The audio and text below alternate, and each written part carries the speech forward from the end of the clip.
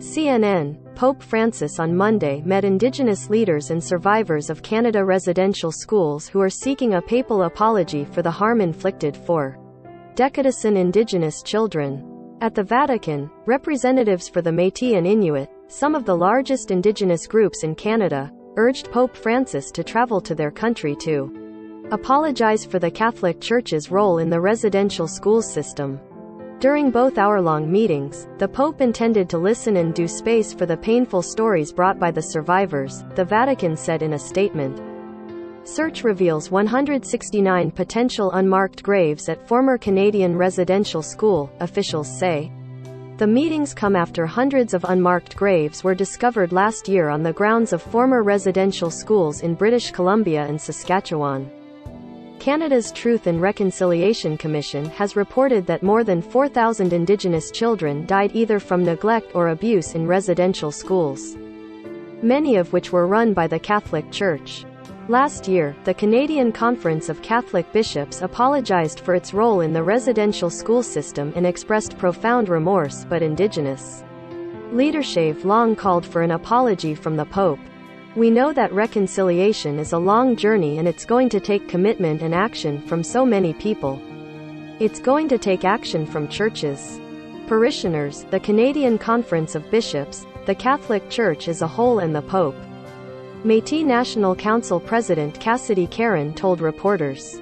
After the Monday meeting, Cassidy Caron, president of the Métis National Council, and other members of the delegation of Indigenous people spoke with reporters at St. Peter's Square.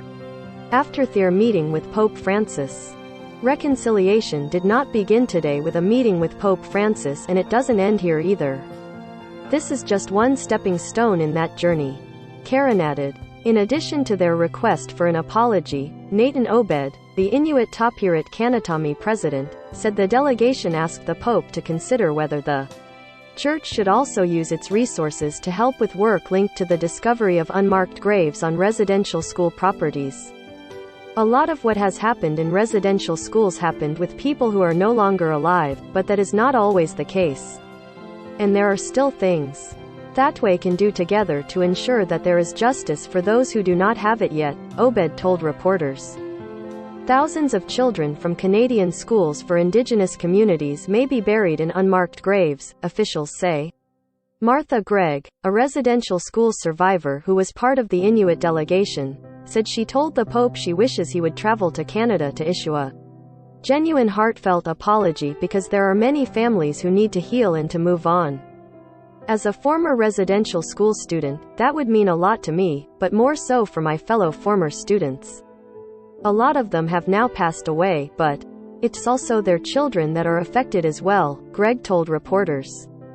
The groups thanked the Pope for his time, Obed said, adding there was also a true sense of openness and kindness that was shown to us as a delegation.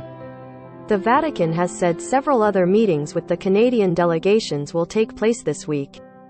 Earlier this month, the Kapaweno First Nation announced the discovery of 169 potential unmarked graves at the former St. Bernard Mission School at the Gruard Mission site. The potential graves were identified using ground-penetrating radar, GPR, and drone imagery, officials said. The Catholic Church opened St. Bernard Mission School in 1894 and it closed in 1961, according to Canada's National Centre for Truth and Reconciliation. CNN's Hada Messia contributed to this report.